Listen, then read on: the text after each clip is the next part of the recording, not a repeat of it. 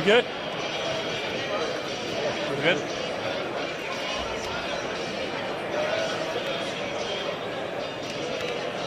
That's good, man. What a swing.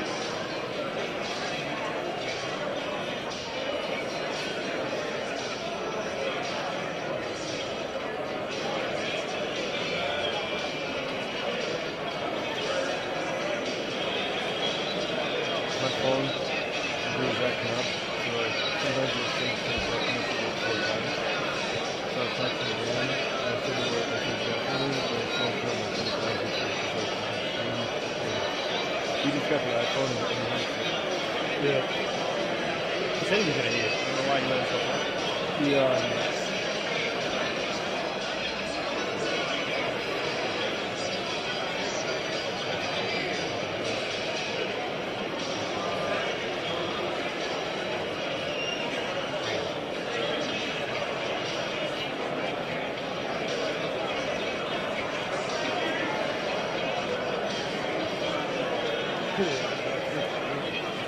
How about comments? Oh, yeah, that's still good.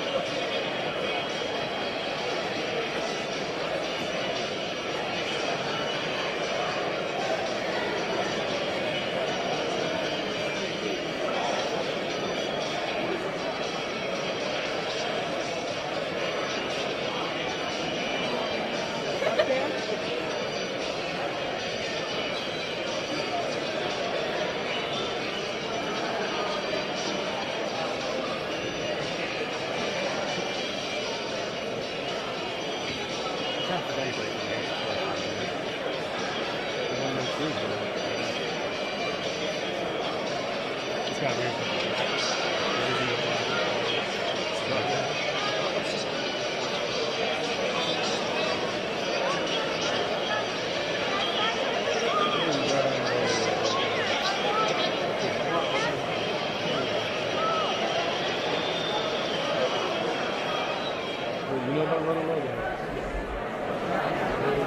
Good evening, everybody. We're going to be starting in a couple of minutes. We've got a bunch more people coming in, so we just want to give them about maybe another 5 or 10 minutes, then we'll get this evening started, okay? So hang in there with us.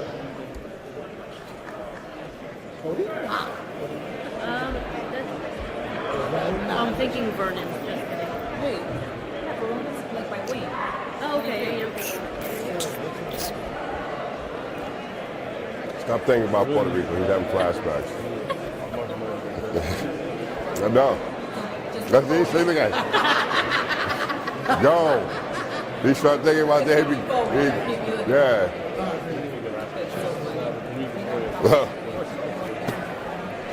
Really? Just another minute or two. Yeah. Got your hand in it. Darryl Strawberry.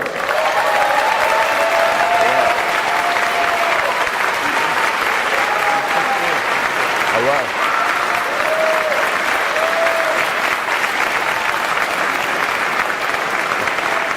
There you go.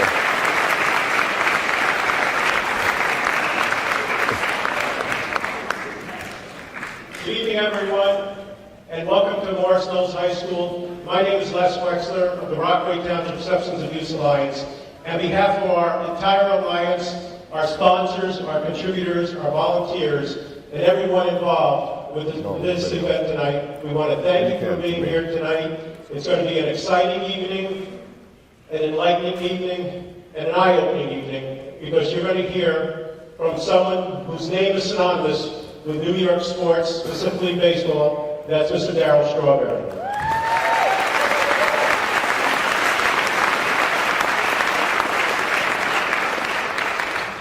Before we get into tonight's program, I just want to acknowledge some dignitaries that are here with us tonight that have been very supportive of our program over the years, and I want them to be recognized. First, we have our Assemblywoman, Ms. Betty Newland-Gross.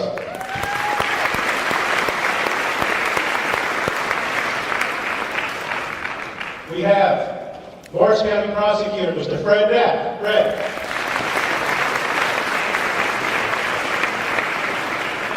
And we have members of the Morris County Prosecutor's Office. So all of you from the Prosecutor's Office, thank you for being here as well. We also have with us someone who I've known for many years. He is now our Morris County Deputy Sheriff.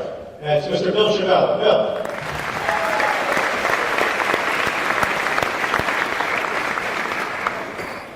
Now before we move forward with this program, I'd like to ask you to all rise for the singing of our national anthem. That will be sung tonight by Morris Knolls Senior, I believe. Morris Knolls High School Senior, Mr. Jared Badalamenti. Jared.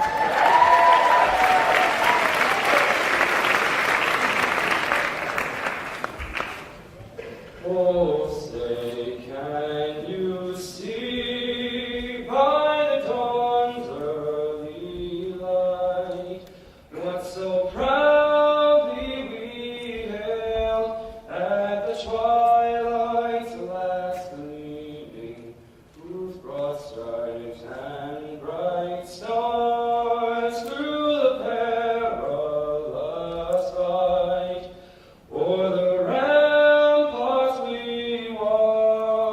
were so gallantly streaming, and the rocket's red glare, the bombs bursting in air, gave proof through the night that our flag was still there.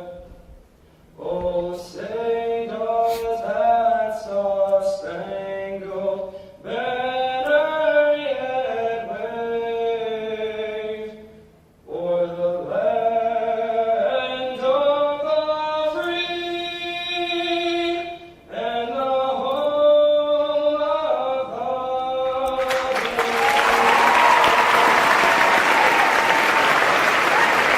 Jared Badalamenti, everybody.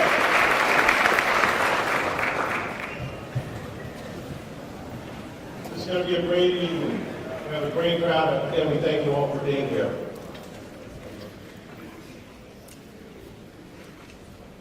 We have a very serious problem in our community, in our state, and in our country. Now, you know what? Let me take that back. We have an epidemic in our neighborhood, in our state, in our community. Heroin has taken over and is killing people by the ton. And I mean that literally. We have a real problem dealing with this issue. Heroin, of course, is the granddaddy of them all, but you have your prescription pills and everything else that goes with it. All you need to know about the seriousness of the problem is in 4 different things I'm going to tell you. In 2013, there were over 700 deaths in New Jersey due to drug overdose. In New Jersey, heroin deaths are 3 times the national average. 500,000 people in the United States are addicted to heroin. And 120 deaths per day in this country to drug overdose. If that doesn't scare you, nothing will. And back in 1998, when we started our program at Copeland Middle School, called Project Positive Choice, we knew there was a problem. And the problem was the kids were getting addicted at an earlier age. It wasn't high school anymore. They were starting at the middle school level. And we said, now we've got to do something about it. During the fall of 1998, a few of us got together. We met actually at my house, and we said, we got to put together not only a program, I mean a strong program that'll go right to these kids' heads and get the message in a strong, proactive manner. And at the time, our superintendent of schools was Dr. Tom Parsiak. And we went to him and we said, Dr. Parsiak, we've got a serious problem, and we want to bring it down to the middle school level. And we approached him, we told him what we wanted to do. And he could have very easily said to us, there's no way, no how, I don't want, to send the wrong image, I don't want people to think there's a problem. Not my school. That's what he could have said. Instead, he said, I'm more concerned about saving kids' lives than worrying about images and property values. And because of his courage and the risk he took, 18 years later, we have a very successful substance abuse program in Rockaway Township at Copeland Middle School. And we're very, very proud of that.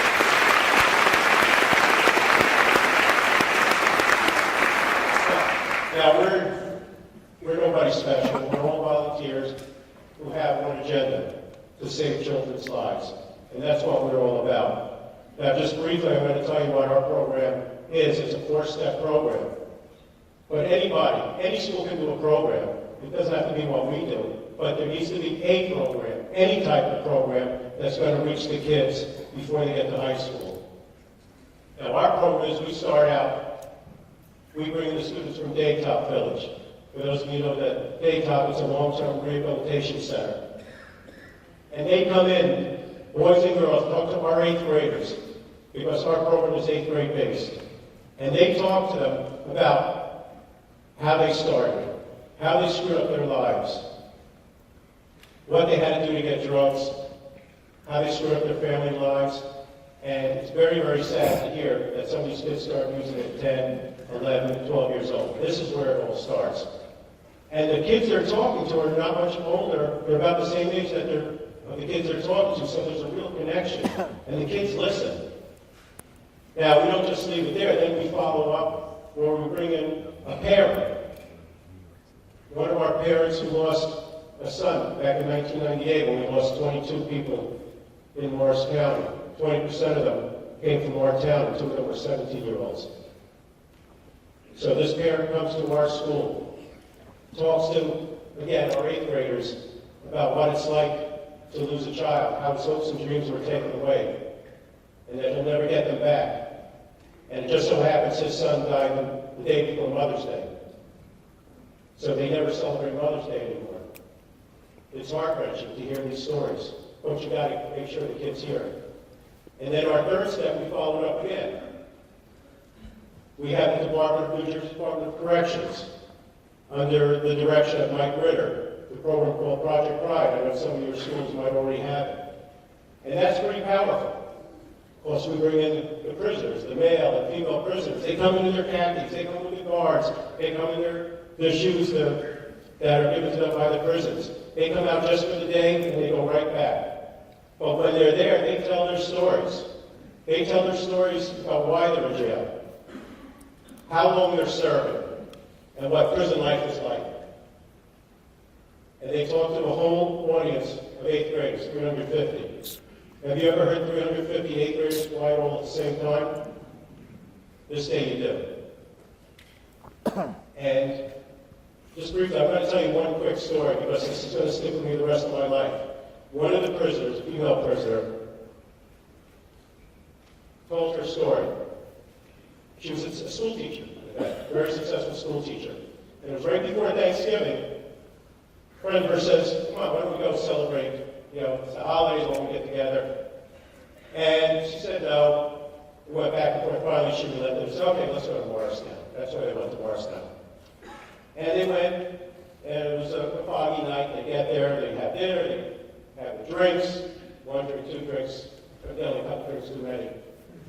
And they leave, she drives back home, and on the way home, she's near her house, it's foggy, and she hits something. She keeps driving, and she's right near her house. She opens the garage, puts the car in the garage, closes the garage, goes in the house, goes to sleep. Next morning, she gets back up, comes back out, goes into her garage, gets in the car, and realized what she had hit. She had hit a person, and the body was still on the car. This is what we want the kids to hear. She served 15 years for, I guess, manslaughter. But except for cursing, they hear directly what's going on. That's what we need to hear.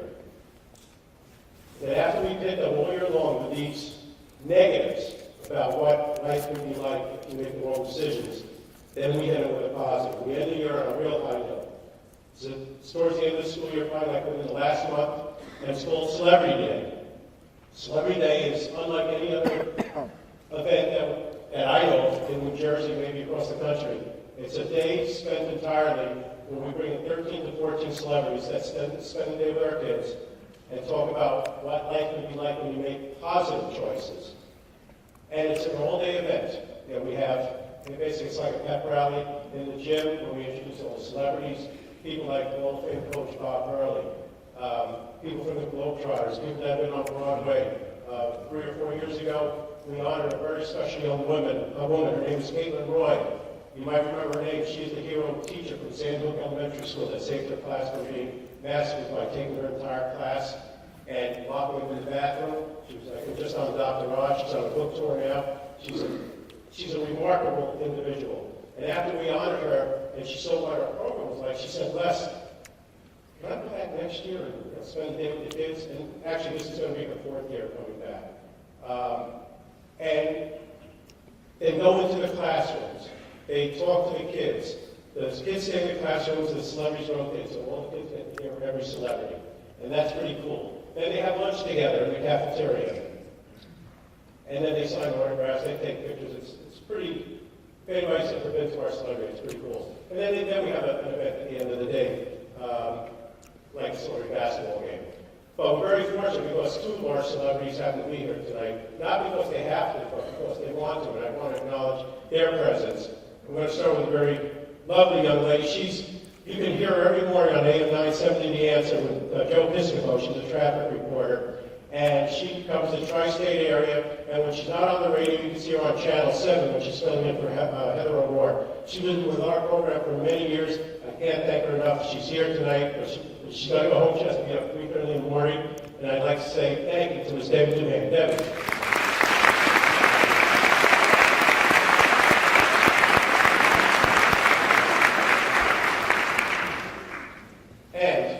Very dear friend who's been with us since about the very beginning. Rockaway Township, I think, was like his second home. He was with the #1 radio music station, Z100, for 27 years. He was part of the Elvis Duran and the Z Morning Zoo show, where he was actually the voice of reason. He was the one that made sense on the show in the morning. And like I said, he's been part of our program wherever and whenever we needed him. He's been there for us. He's gone out, he's talked to kids, he's talked to anybody we needed to. He'll do whatever it takes to help save a child's life. And again, I can't thank him enough. And that's our good friend, Mr. John Bell. John.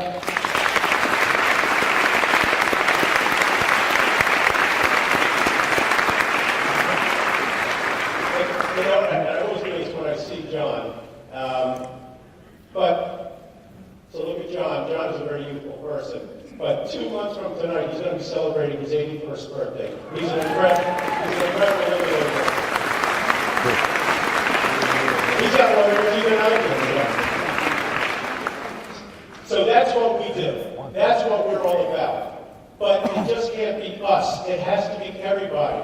Because when we finish with the kids at the middle school level, we want to make sure when they get to Morris Knolls High School, or Morris Hills High School, or Morris Catholic, or wherever they're going to go, that they're better prepared, and that it doesn't make it tough for the administration of these high schools to have to deal with it. And we certainly hope that that's the message that after tonight, a lot of you will take away. So I thank you for that, for listening to us, and we're just going to finish a couple more things, then we're going to bring Darryl up. First thing, if you like what you heard tonight, and you feel you got your money's worth, oh no, you didn't pay their money. But if you felt tonight was a good program, our program, we do a lot of fundraising, we do events to help raise money to keep our program going. We're very fortunate to have our mayor and council support us over the course of the year, and of course our municipal alliance, which we can't thank them enough for. But when you leave here tonight, if you say, you know what, that was a good program, I got something out of it, we have donation policies, want to drop $1 or $2, we certainly appreciate it because all that money goes back into our program to educate more kids. And that's the message we're trying to do, to get that message continuously, and hopefully we can do it for year 19. And then lastly, the last thing is, we know people were, Darryl's going to be talking for about 40, 45 minutes, and we're going to do question and answer. After that, we have to get him out of here. I know people were asking about autographs. It's just going to be impossible to do. Not that he doesn't want it, it's just with all the people here and the time constraints. Darryl's been on the road almost 2 weeks. He's constantly traveling. From here, he's got an early flight out here in the morning. He's going to Michigan, he's going to California. He just keeps going. And, we want to be fair to him, and we certainly hope he'll understand that he can't sign, 900 or 1,000 autographs. So we hope he'll understand. I mean, I've been with Darryl for the last 24 hours, and I can tell you, he is one of the nicest guys out there. He's a very humble individual. It's a lot of fun to be around also, but he really cares about people, and you're going to hear that in a minute or two. So we hope you'll understand and respect his wishes. That we just can't do it tonight, okay? With that being said, why don't we introduce Darryl?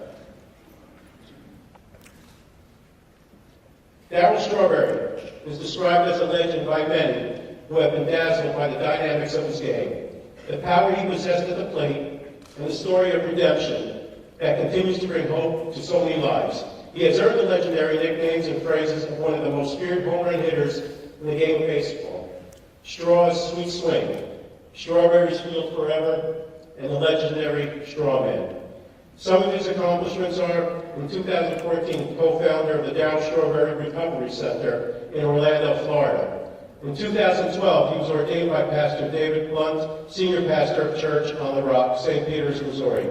2011, he founded the Strawberry Ministries. 2010, he was on Donald Trump's Celebrity Apprentice. Did you get fired? Yes. Okay, he got fired. Okay. In 2009, he was on the New York Times best-selling list with his book Straw, Finding My Way. In 2008-2009, he was broadcasting pre- and post-game analysis for SNY, Sports New York. In 2006, he founded the Darryl Strawberry Foundation, Fighting Against Autism. He is an 8-time National League All-Star. He was the National League home run hitter in 1988. In 1983, he was the National League Rookie of the Year with the New York Mets. In 1983, Topps All-Star Rookie of the Year. He is a 2-time National League Silver Slugger Award. In 1998, National League Slugging Percentage Leader, also in 1988. He's had 10 20 home run seasons, 10 times over. He's also had 3 30 or more home run seasons. He's had 300 RBI seasons or more. He had 200 runs scored seasons or more. He was a Hall of Fame nominee in 2004. He is a 4-time World Series champion with the New York Mets in 1986 and with the New York Yankees in 1996. In 1996, 1998, and 1999. But you know his biggest victory? He is a 2-time cancer survivor. Ladies and gentlemen, Mr. Darryl Strawberry. Thanks, Lester. I got a microphone.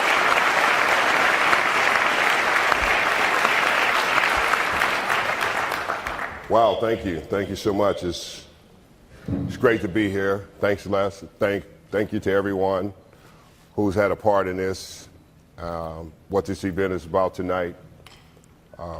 Can you hear me?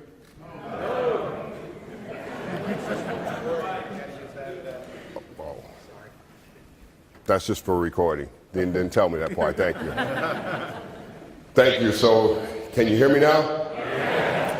Let's just get it on out the way. We got a few Met fans here, right?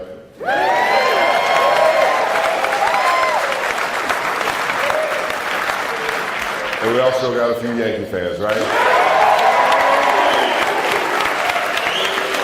I thought I'd just get that out of the way real quick because, of course, it is baseball and baseball season, and just unfortunately, I don't like baseball anymore. So, just one of those things. But thank you, Les, and thank you for all that has part to do with this event and having me here. And what this is really all about is, me really sharing a little bit about my life and through baseball, which was fun, and through the trials and tribulations and and drug addiction, substance abuse, alcohol abuse. Of course, mine was public, and I had to go through it in the public eyes. And I'm so glad I had to go through it in the public eyes because it made me a better man today.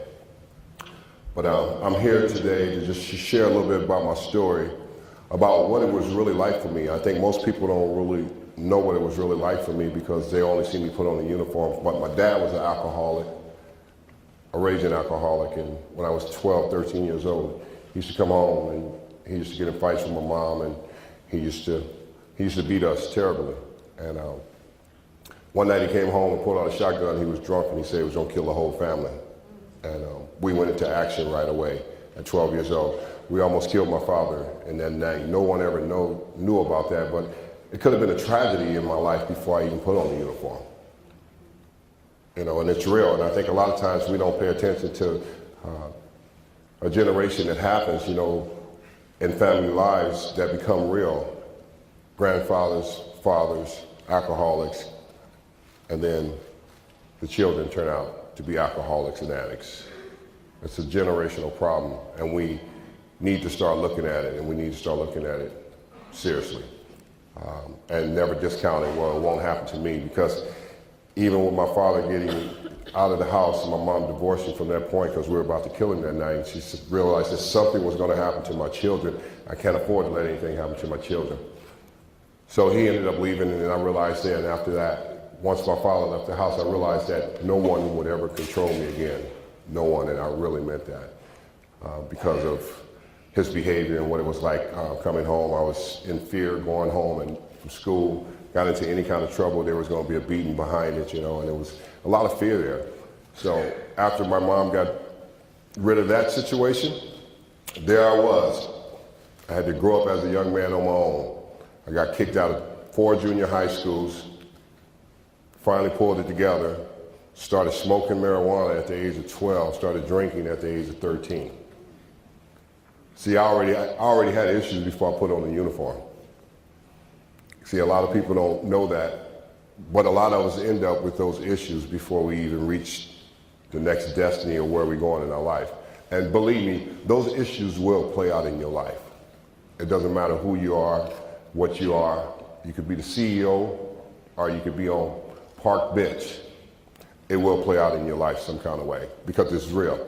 And once I picked up that first drink and once I smoked that first joint, I was able to escape from the reality of who I really was for a very long time.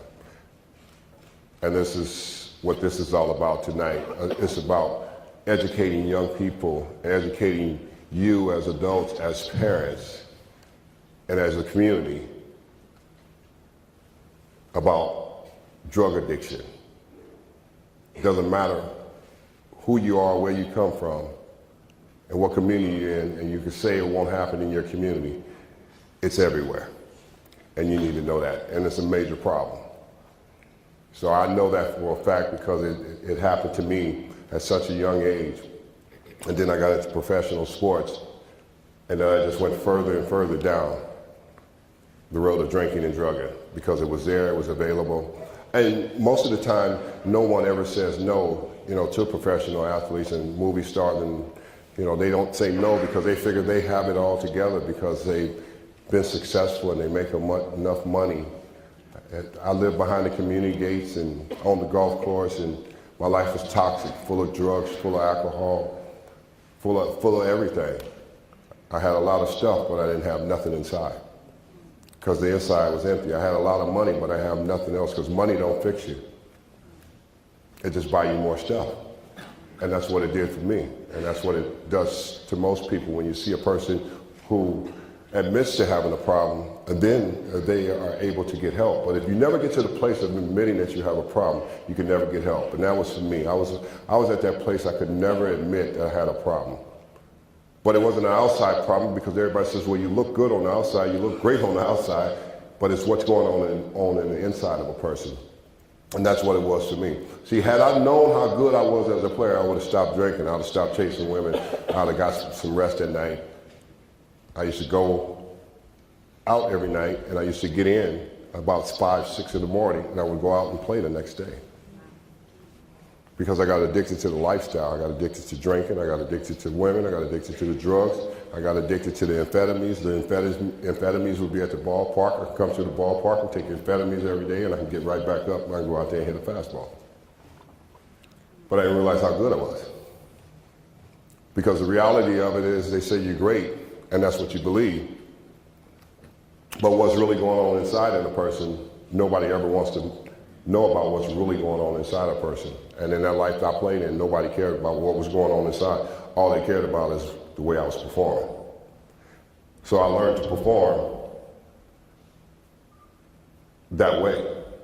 I learned to perform under the pressure that way. I learned to perform by going to drink it off every night. I learned to perform by sitting up at nights, late nights after games, after taking amphetamines all night and playing and sitting up and looking at the TV all night and watching the lines in the TV and waking up the next day and doing it again. A vicious cycle. Addiction. Powerful. Destroyed lives. That's all it does, you know, because I was selfish, self-centered. It was about me. I went through 2 marriages and 6 children like a tornado because I was selfish, self-centered. That's what addiction is all about. That's what alcoholism is all about. You don't care about anybody else but yourself. All you care about is what makes you feel good and what's good about drinking and drugging night after night. So many years I went into that tailspin like that, and my first 8 years of playing in the big leagues, after well, let me just go back to 1983 in my rookie year, okay? When I came to the big leagues in 1983, and my first road trip was so exciting, I wanted to be a part of the guys. And if you got issues, you want to be a part of what this is all about. And I want to be a part. So one of the veteran players told me, go to the back of the bathroom, welcome to the big leagues, kid. I was 21 years old, there it was, they introduced me to cocaine. And I went back there and I hit it because I wanted to fit in, because I had issues. Didn't make me a man because I put a uniform on. See, a lot of times we think it makes us a man because we're successful and we have everything, but it doesn't really make you a man. And that was the introduction to me to the big leagues. Welcome to the big leagues. And then they took me out that night on the road. They took me out that night, they took me to the club, and they showed me the life, and they showed me all the women and drinking and everything, and they said, this is the life. And I was like, I have arrived. The dream of my life, because my father said I never amount to nothing. He had beat me and told me I was nothing. So I already had the scars before I put on the Met uniform. I was already scarred because he didn't love me. He never came to a game to see me play. It was just my mom that raised me, and she was the only one that ever came out to see me play.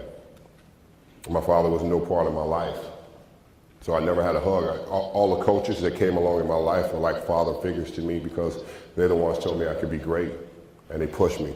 But what I'm trying to tell you tonight is my pain made me great.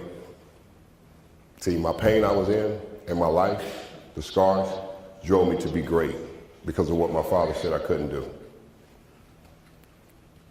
But my life, through addiction, drove me to the pit, completely in the pit. Because addiction doesn't really care, about a person. You may start off the fact of just drinking, and you go from one thing to the next. If you're anything like me, I want anything that can alter my mood, anything that can make me feel good, anything that allows me to escape from the real reality of the pain that I'm in. And that's what really happened to me. All those years you watched me play, and I battled back and forth with the media and fans and curtain calls because I didn't like nobody. Because I realized that they didn't know me. So my drowning and my escaping was my nightlife of going out to party to escape from it all, night after night. And like I said, I wish I would have known how good I was. I really didn't think about it. I honestly just would get up, and the next day I'd just do it again, and I'd play. And because it didn't bother me, I knew how to play baseball, but who am I? That's the question I always ask myself. Who am I? Who am I as a man Not a boy putting on a baseball uniform. Yeah, baseball was fun, it was great, but who am I as a man? What's the purpose of my life?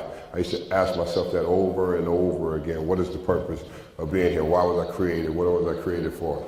Not just playing baseball, it had to be something more than just being a baseball player. So my struggles were real. My struggles were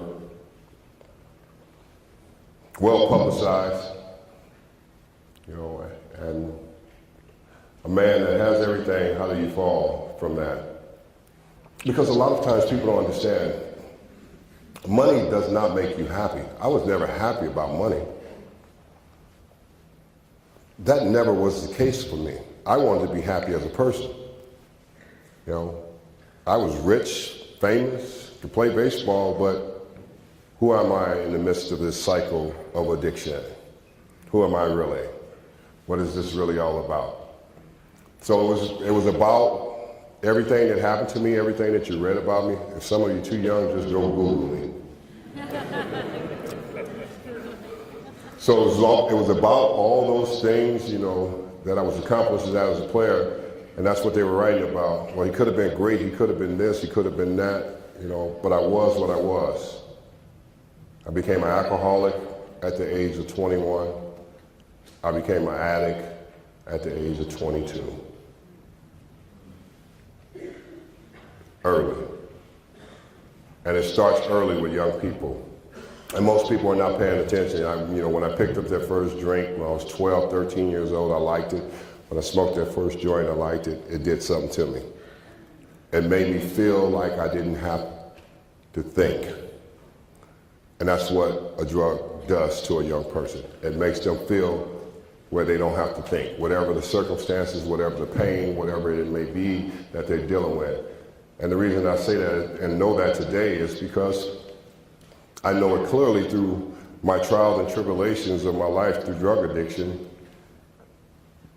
because I know where the literature of recovery tells you where it would take a person. Jails, institution, death. 3 places. That's it. I went to jail, T17169. I spent 11 months in the Florida State Prison for addiction. I was locked up in the institution because they thought I was crazy. I just didn't die. And I wonder why I didn't die a lot of times, because there were a lot of times I just wanted to die. I questioned my walk, my faith, why I didn't die. Then I realized God made it clear it's not about me. It's about him using me for his purpose and his plan to have a message to carry. Because someone is still suffering. Someone may not believe that they can make it out of the place that they're in. If you're here tonight and you're in the midst of an addiction and trying to recover, just hold on. That's what I could tell you. Just hold on. And just keep showing up. Because it's going to get better. I know it feels like it doesn't get better because I was that person. I was that person that they kept telling to hold on, it's going to get better.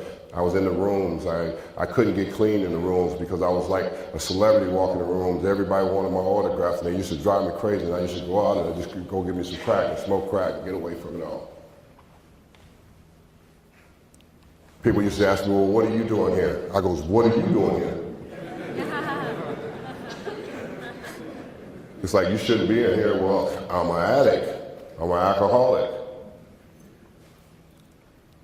You know, and when we come to that place to understand that, see, I never got recovery in the rooms because of every time I walked in there, I was a famous person. And it was hard for me to get recovery. So what did I end up doing? What did I end up doing in my life? I ended up losing everything in my life. Everything that most would see as trophies and, you know, money and homes and cars, I ended up losing it all. It was the greatest gift that ever happened to me, to lose my life, to gain my life. It was the greatest gift I received, you know, after I lost my life, but I gained my life. And I came to a place in my life, you know, through the trials and the tribulations. And I came to the place in my life where I went to church and found faith and got my life straight. Doesn't matter what roadmap a person takes. There's a roadmap for you to take to get well. And getting well was the whole key. And that was for me. Getting well was the whole key. And that happened 13 years ago. My life has never been the same. After losing everything, but I gained life. And I gained a purpose and a plan, what life was really all about. Through the addiction, through the jail, through the failures, through the cancer, losing my left kidney, through my father, through the dysfunction of my father, me and him, and never having a relationship with him. 3 years ago, I ended up leading my father to the Lord, the man that beat me.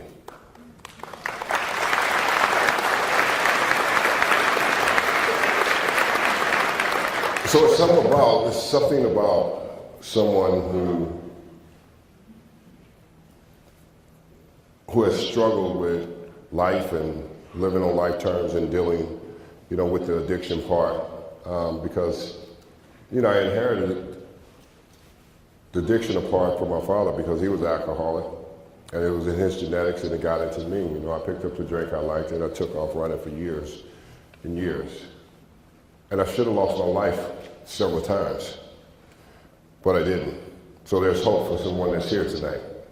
It's the reason I'm here. I'm here to bring you hope, to tell you that there's another side of the journey for you. No matter where you are, if you're here from a treatment, or you're struggling, or you got something that has caught the grips of your life, it's not over. Just keep putting one foot in front of the next foot. It's not over. Because there's a new beginning, and there's a new start, and there's a journey. It's hard. It's a process. It was a hard journey for me because mine was public and everybody had something to say. But I made it on the other side because they said I would be dead years ago. They was right. That baseball player, he's dead. He no longer lives. They were right about that. So why am I here? Why am I here for this community? Why am I here tonight to speak about this? Why am I here to tell you about young people and to tell you about your community and to tell you how serious it is to make positive choices? Not just for the kids, but it's for your community and adults and everyone else here that has a responsibility in your community to help make them make the positive choices. Because what you have to understand today, it is real, it is out there, and the kids are 12, 13 years old, they're already starting to use. And it's up to people like us to come together, programs like this to come together, what Les is doing here, and people of the community come together with him to be a helping hand, to make a difference in these young people's lives, to educate these young people about drug addiction. Because we look and we say, oh, no, not my kid. Yes, your kid could. But if you have programs that speak into the kid's life, it will make a difference in their life. And we have people that are here that need to get involved because it's your community. It's not anybody else's community. It's all that are here to get involved, to start making a difference, to see some of these young kids and saving these young kids' lives. Because we're losing these young kids to addiction like never before. It is not the same. We need to open our eyes up. Young kids are dying left to right from drug addiction. Heroin is killing young kids from 18 years old to 25. I have 3 treatment centers now. 3 recovery treatment centers.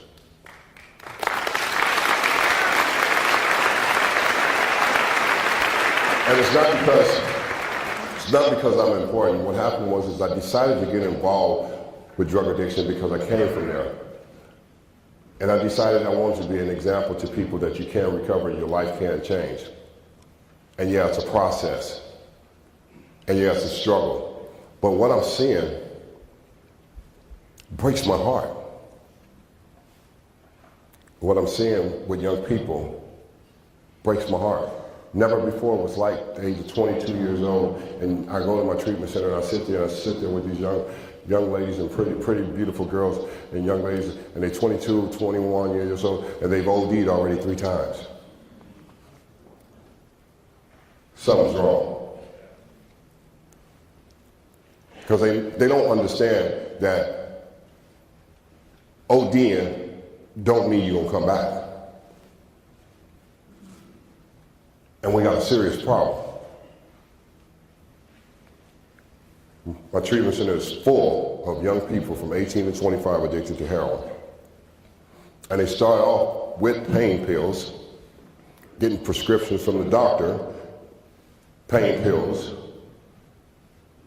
Everybody thinks it's okay to just get them pain pills, and he's hurt, and take a pain pill. They get addicted to those, and then those stop working. They start taking 25 to 30 pills a day, and they're not working anymore. And then they go to the street drugs, because the street drugs are cheaper. And the heroin has taken the kids, and now it's made the kids slaves. It has taken their life. And it's everywhere. It's just not coming here. It's everywhere. It's everywhere me and John goes. It's everywhere. They tell us we got a major heroin problem. We know the problem, but some of us here, all of us, not some of you, all of you need to get involved in your community and start making a difference in some of these young people's lives. Because it's not about us, it's about who we can help. And there's a lot of helping hands here that can make a difference in this program and this community and help save some of these younger kids and educate them. Starting them early, like Leslie and them doing here, they're starting them early at an early age. But they're still getting a hold of the drugs. And you know, a lot of times we're wondering why is it happening to this generation? Well, this generation is anti-social generation. They communicate through social media. They don't even know each other. They don't talk. They don't have conversations. You know, their dialogue is texting, sexting, and whatever, everything else. And there's no communication. But we as people, we have to start standing up, and we have to start communicating to these young people, and we have to start telling these young people we love them, we care about them.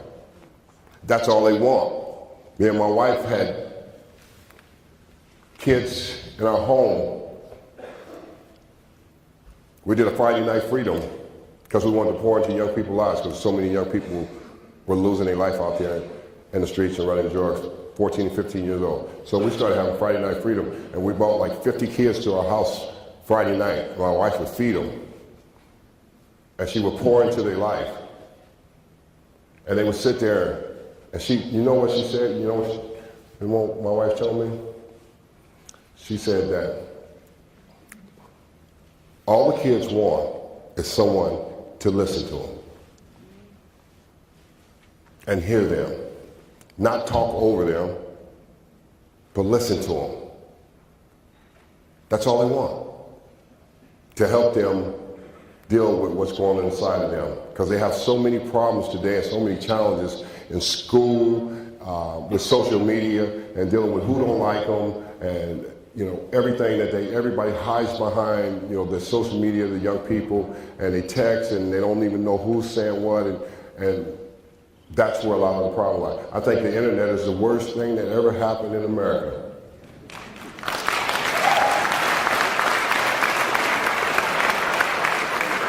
I believe it has created so many problems for our younger people today that they don't even know who they are half of the time. And we as adults, what are we doing? What are we doing? Most of the time, I think we're sitting around and we're thinking to ourselves, oh, that's their problem. No, that's an America problem. It's everywhere. It's not just because your neighbor and your house is good and your neighbor's house is falling apart is their problem. It's all our problem to come together to try to make a difference and help them and try to solve some of these problems with young people with their addiction problem. And and the reason why I'm saying this is because we're at such a crucial time in our young people's lives. You guys have no idea. I see it every day in my treatment center.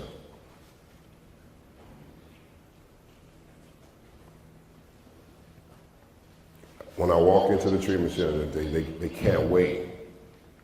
They can't wait to talk to me and tell me some of their stories.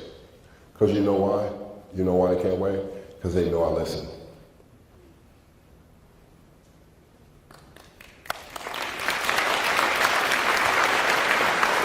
They know I listen. The thing about it is they know I listen. They know I don't try to tell them how to live. I listen to their pain. And if you can ever get there to listen to their pain, then you can help them. Because most of the young people that end up in addiction have some serious pain. Something serious has happened to them. And we as parents and we as adults, we got to start standing up and we got to start listening and we got to start helping them and we got to start loving them. They need love.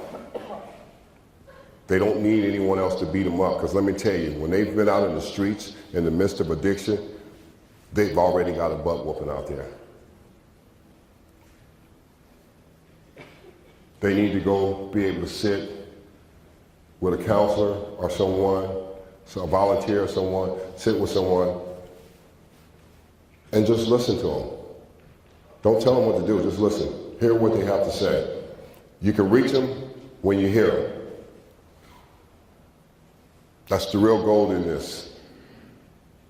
To help them make positive choices, you got to hear them. You got to hear what they're saying. And then you got to think about it before you go back and say something to them. You got to let them know you understand where they're at. That's how we make a difference in helping. That's how we make a difference in educating.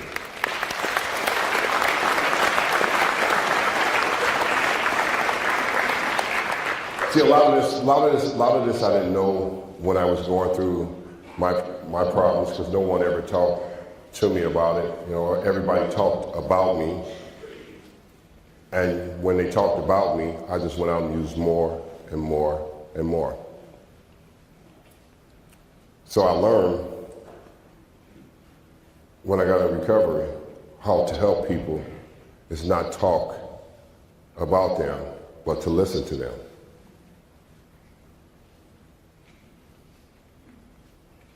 We have a problem. It doesn't matter if you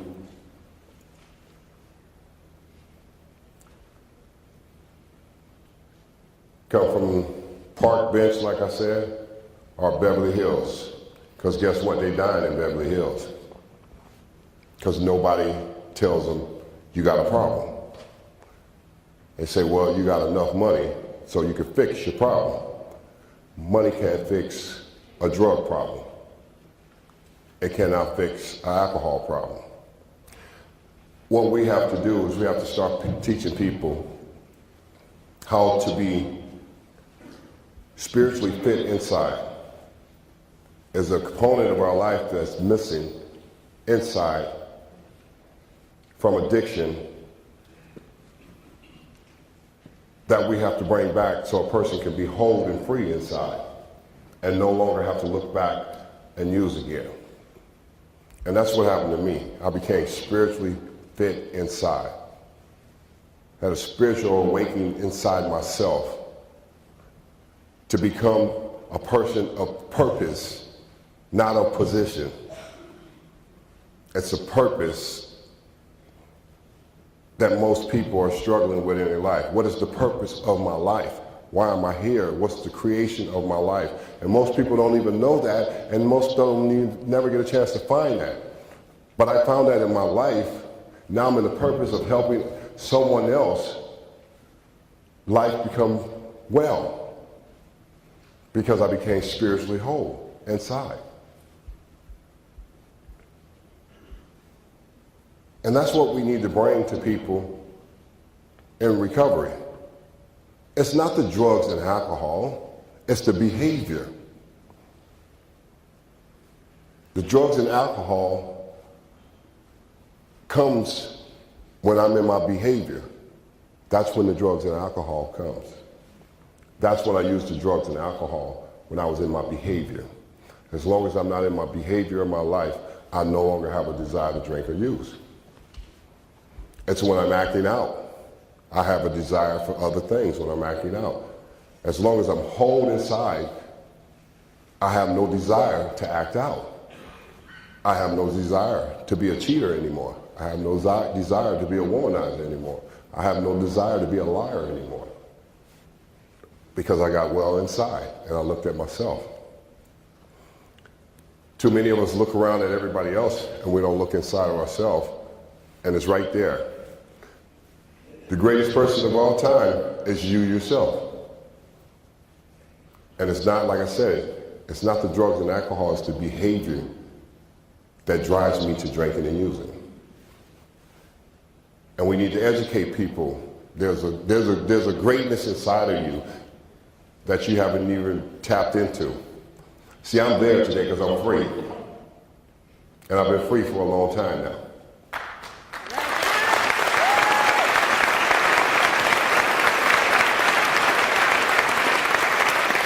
And there's no reason to look back once you get set free and once you move forward. That's when you get into who can I help? Who can I help? America, we need to stop being selfish about ourselves. Some of us here tonight need to stop being selfish. And you need to get up and you need to help somebody. It's the greatest gift you can ever give to yourself is helping somebody else.